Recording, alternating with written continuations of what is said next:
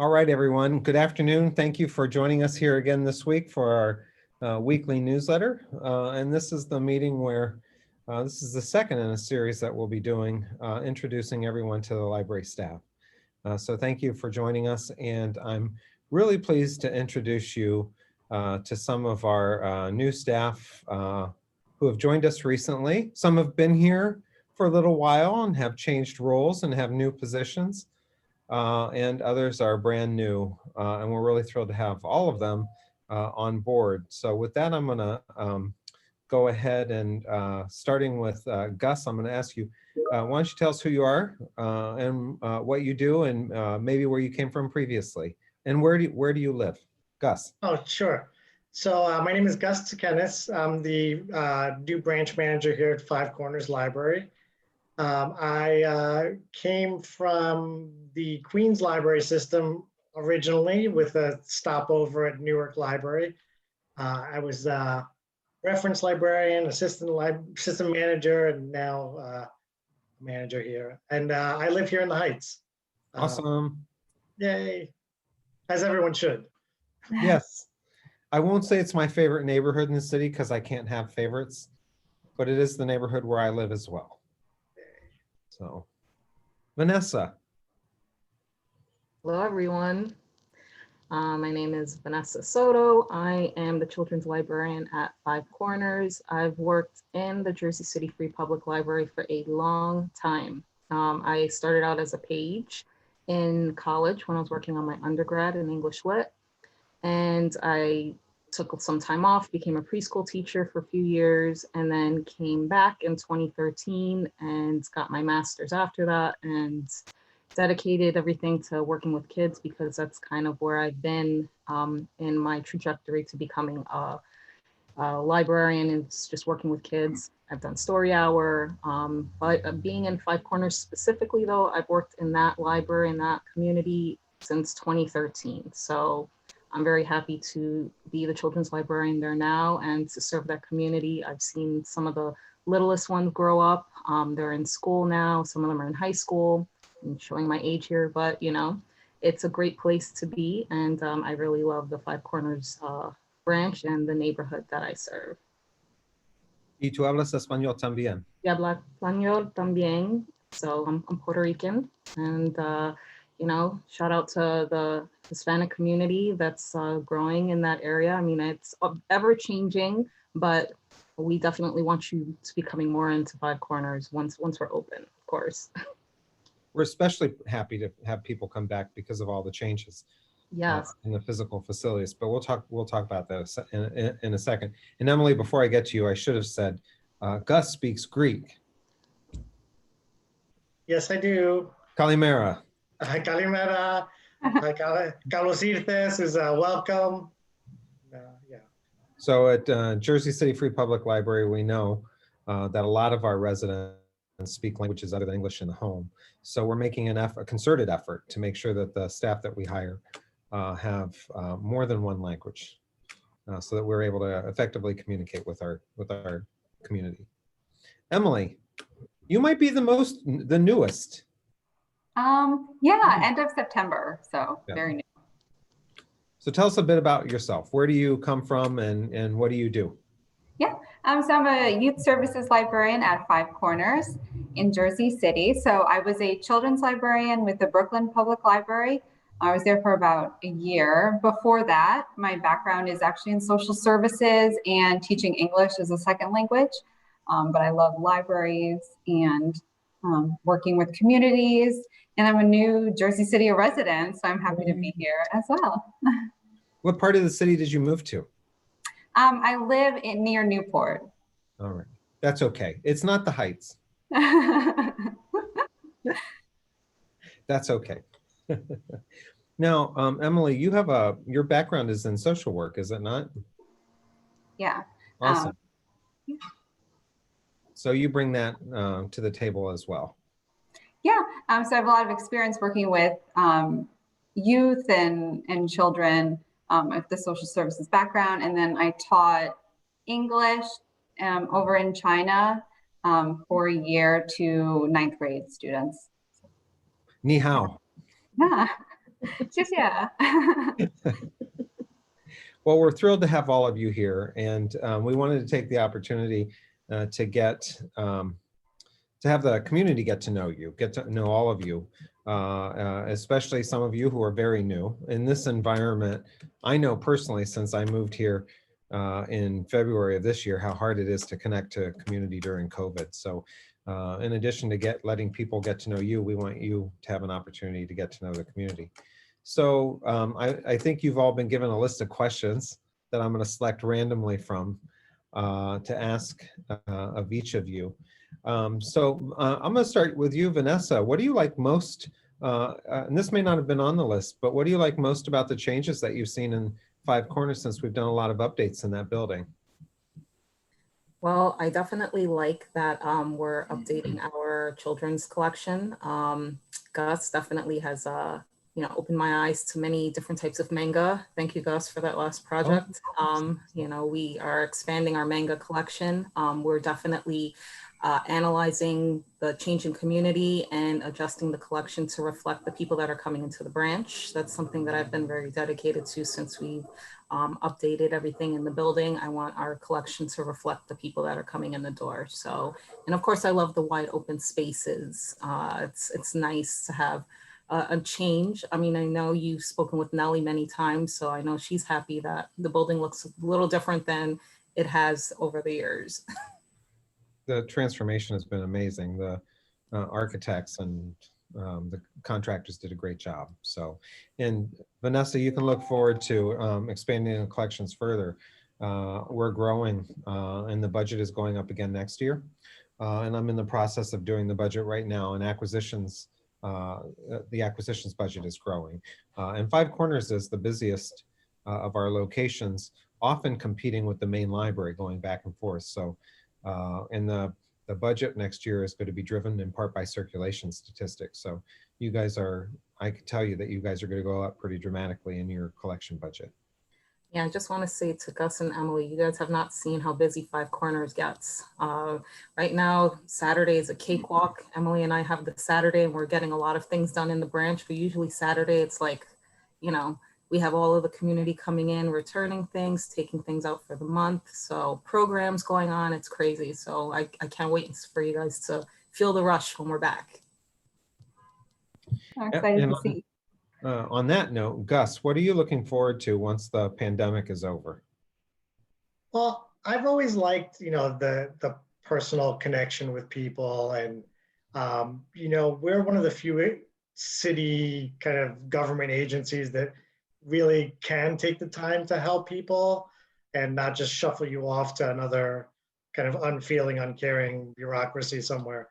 And I've missed that, where people, this is you're their last hope, and you get 80-year-old seniors who the Social Security office tells them, oh, just go to socialsecurity.gov and have a great time there, and they've never used a computer before. So I'm missing that, and I'm looking forward to that happening again. But I'm also, I like putting books into people's hands and making sure that everyone's got something good to read. And I'm looking forward to people being able to get a kind of wider selection of their stuff. And the curbside is limited now, and I'm looking to expand it. Looking forward to it when it expands, like the full kind of busyness that I've been hearing about. I think we're all looking forward to returning to some level of normalcy where we get to see people on a regular basis. I mean, I think most of us get into librarianship because we're passionate, not just about the literary aspect of it, but also about the public service. And it's really hard when you don't get to see the public on a regular basis. It's without that connection, it can feel like you're a bit adrift. But I will say on a positive note, in some ways, since Michael and I moved right at the start of the pandemic, it forced us to go hyper local for grocery stores. So the bodegas in the Heights are awesome.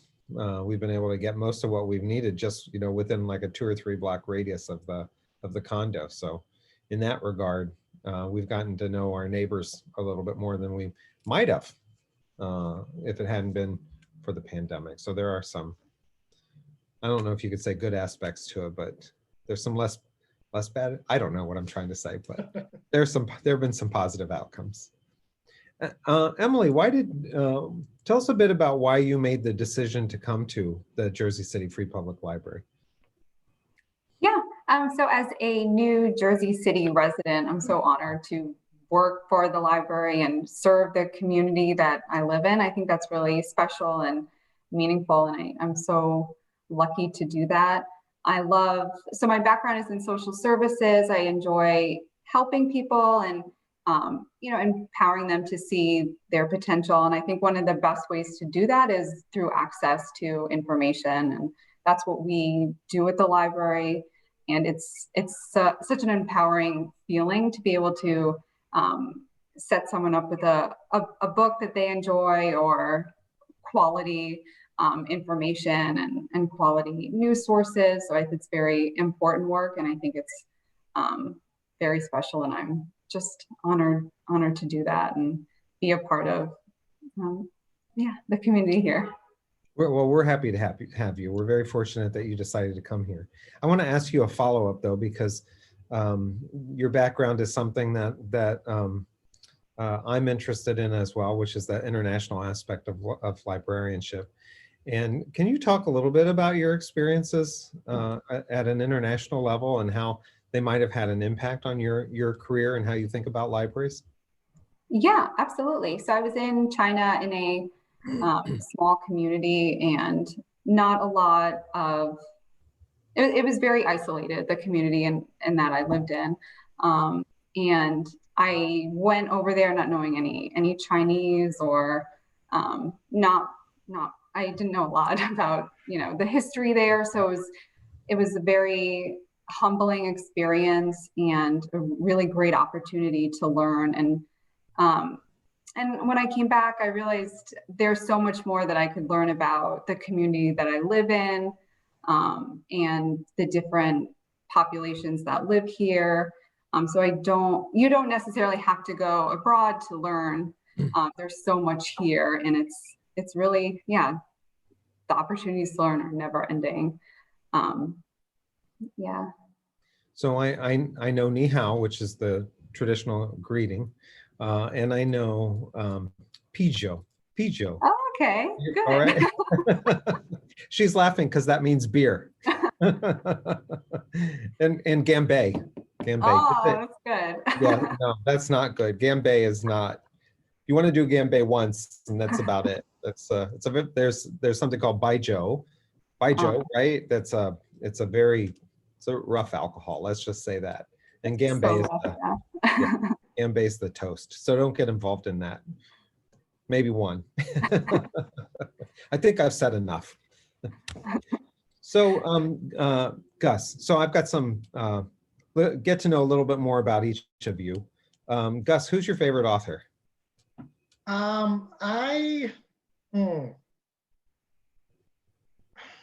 Or genre. You could go that direction. Yeah, well, I'll do genre first. I like the sci-fi fantasy genre. I want to say Tolkien, because he got me into some of kind of the high fantasy, and he's like the grandfather of all of the. I was a Dungeons and Dragons nerd when I was growing up, so he's like the first, and I think greatest, but. I really like any author that can kind of create a world for you that's totally plausible. Like in Dune, Frank Herbert. It's all of these kind of authors that create like an atmospheric space that you can kind of feel that is totally real and that you can be a part of for a while. Those are kind of the authors that I like. Not all those who wander are lost. That's my favorite Tolkien quote. I'm a big fan as well. So there you go. I have a first edition of The Hobbit. Oh yeah. There's one that's like the runes on the cover are like incorrect or whatever, and that's like the collector's whatever. That's really rare. But I went out and got one too. It's gorgeous, and I got it as a gift for my daughter. So we're going to be reading it soon. I think she's 8 years old. It's a classic. She's already watched the 1970s animated one. You know, we had to get it on VHS because they haven't like remastered it onto Yeah. the DVDs yet. So That's a trip. That one's a trip. yeah. So, all right. Emily, who's your favorite musical group? I really like a band from the 70s. They're called Yes, progressive rock band. I actually had a college radio station, and it was called Close to the Edge Radio with DJ M. So I played a lot of rock. I love, yeah, progressive alternative, a lot of guitar solos. Oh, that's great. You do you play a musical instrument? No, unfortunately. No, just you just appreciate music. Yeah. So, have you had a chance to see any of the community awareness series programs? Yeah. Great. Yeah, they're great. So we should get you maybe a little more connected with them. Maybe you could help with a weekly radio address or something. Okay, that'd be fun. Maybe in lieu of mine. You're good at it. Oh, thank you. I wasn't fishing for a compliment on that on that one at all. Let's see. Vanessa, why not? This is sort of open-ended, but tell us something interesting about yourself or your background. Huh. Well, I mean, I feel like I am one of the people that are just really entrenched in Jersey City. I've been in Jersey City my whole life. I was born in Hoboken, but I'm actually Jersey City native. So I went to school out here. I went to Dickinson High School, which is, local, very close to Five Corners. And then after I graduated high school, I lived in New York for about 15 years and I went to CUNY school. So I was in BMCC for my undergrad and went to City College after that. So I have it's weird, when I came back to Jersey City, apparently New York really rubbed off on me because no one thinks I'm from Jersey City. Everybody's like, you're from Jersey City? I'm like, yes, I literally went to school around here, but apparently New York became so influential in my life that it's like almost like I'm a New Yorker. I've been told this many times. So yes, I'm from Jersey City, people. I know you, I've probably seen you. I grew up with your kids and I feel like that's pretty interesting just because it's very odd to be from somewhere and people really don't think you're from that place. I think I've told you this before, but when I've been speaking with groups of Spanish-speaking librarians at some of the conferences, they tell me I speak Spanish with a Puerto Rican accent. I think that's my time in New Jersey. That's so funny. Yeah. No es lo mismo, no es lo mismo. Yeah, it's definitely, there's a lot of Puerto Ricans in downtown Jersey City, so you're in a good place. Yes, it's awesome. It's awesome. Okay, sort of rapid fire questions, round of hands. Who's a cat person? One cat, two cat people. Dog person? I even have dogs in my shirt. Yeah, okay. You can be both. That's okay. We'll allow it. Do you, Emily, do you have dogs? Growing up, we always had dogs. One day, I'd like to get one. Not at the moment. And Yeah. Vanessa and Gus, you have cats? Or both, Gus? I had a cat at my dad's factory, and when I learned the difference between a cat and a dog when I tried to get my cat to sit up and beg for a piece of ham, and she just scratched my hand and I'm bleeding all over the place, and she just walked off with the ham like it wasn't even a question. Like, now we both learned something. So we have 3 dogs. We also have 3 parrots. Oh, wow. So it's kind of entertaining. Parrots are a lot of work. Yeah, and we recently installed Google devices so that we can do things like lock our doors remotely or unlock them or turn on the lights. But you do it by saying, "Hey Google," and then the command, "Hey Google, turn on the kitchen lights." Now, of course, the one big parrot has picked up "Hey Google" well enough that the little Google device turns on and it's waiting for a command. So I'm waiting for the parrot to say something like, "Hey Google, shut it down," which is our command to turn off all the lights. So we'll see what happens. when he Or gets. they might order something like, They might Yeah, like a order something. 25-pound bag of sunflower seeds. Yes, probably. We'll get some delivery we didn't expect. Who likes salty snacks as opposed to sweets? Oh, no. No? Definitely. Okay, who prefers sweet snacks? Everyone? Sweets? Yeah, all right. I'm a You salt. know, salted caramel good. pretzels. Yeah, Chocolate covered pretzels are, I think, the best of both worlds. there you go. There's always a place to compromise. There you go. There you go. All right. Favorite movies. Which are your favorite movies? Any? I'm really partial to Brazil. It's Oh, kind of that's like, One. bureaucratic, craziness and dystopian future, but it's Terry Gilliam, he's amazing. And it's a masterpiece if you haven't seen it. No, it is. It's very good. I have seen it. Catherine Hellman, right? Is that it? I'm not sure about actors' names. I know Robert De Niro plays the kind of like a gorilla HVAC person. But No, other than that, I don't know. It's excellent. Uh, Vanessa?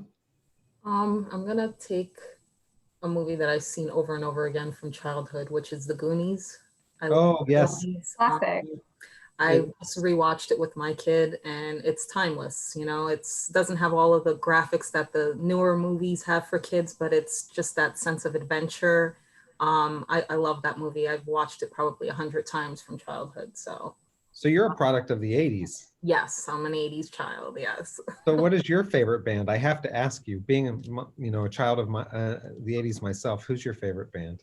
That is really hard because, growing up Puerto Rican, we were not allowed to touch the radio. My grandparents had a lock on the Spanish station. So I, in secret, would listen to MTV when it played music, and Right. a box, which was, you had to order music. But I love Depeche Mode. I love let me see, other 80s bands. I love all of those one-hit wonder 80s bands. It's definitely Depeche Mode, though. It's one of my favorites. They were just admitted to the Hall of Fame, the Music Oh, Hall. wow. I love Hey. Depeche Mode. Yeah, finally. They should have been long ago.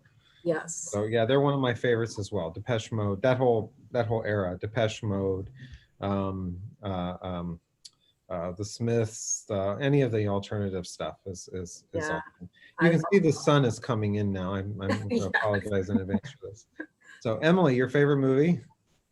I really like The Breakfast Club. I feel like I can always watch it. Another great 80s Yeah. film. Yeah. So awesome. Very good. Very good. I would say my favorite movie is Orlando. I don't know. It's a Virginia Woolf story. But have you guys seen it? It's awesome. Tilda I haven't seen Swinton. it yet. Oh, you have to see it. It's awesome. It's written by Virginia Woolf. And the movie stars Tilda Swinton. And she plays a character who starts off her life as a man, a noble, and I want to say it's like in the 1700s. Well, no, that's not right. When did Queen Elizabeth I reign? I think it's 1600s. Yeah. 1600s. So she goes to visit Queen Elizabeth, and Queen Elizabeth says, "Never grow old and never die." He does. Orlando does as a man, and Queen Elizabeth says, "Never grow old and never die," and therefore Orlando never grows old and never dies. But at one point, changes from male to female. It's a fantastic movie. If you haven't seen it, you should. And it's a great historical. I like any kind of historical kind of romance, and that and the 1600s were an amazing time. Yeah, it's very good. Quentin Crisp. I don't know if you know Quentin Crisp. Quentin Crisp wrote a book called The Naked Civil Servant, and he plays Queen Elizabeth. And Jimmy Somerville appears as an angel at the beginning of the film, singing. Jimmy Somerville's from an 80s band, Bronski Beat, Communards and Bronski Beat. I don't know if you know any of them, but so. You need to see it, is the point. You need to see it. It's a classic. Is it available on Netflix or any Yes. streaming I think service? it was just released on Netflix, like within the last year. So you can see it, Orlando, and it starts Tilda Swinton. So, well, with that, we're at about the half-hour mark. I think we told you it would be about half an hour. So this has been awesome. It's also a great opportunity for me to get to know a little bit more about all of you. So thank you for joining me, and look forward to seeing you in your native environs, Five Corners. And we hope that people who see this will reach out to you and get to know you a little bit better as well. So Yes. thank you for your time, and take care. Stay safe and healthy. Miss Thank you, everybody in too. the neighborhood. Thank you. Thank you, everyone.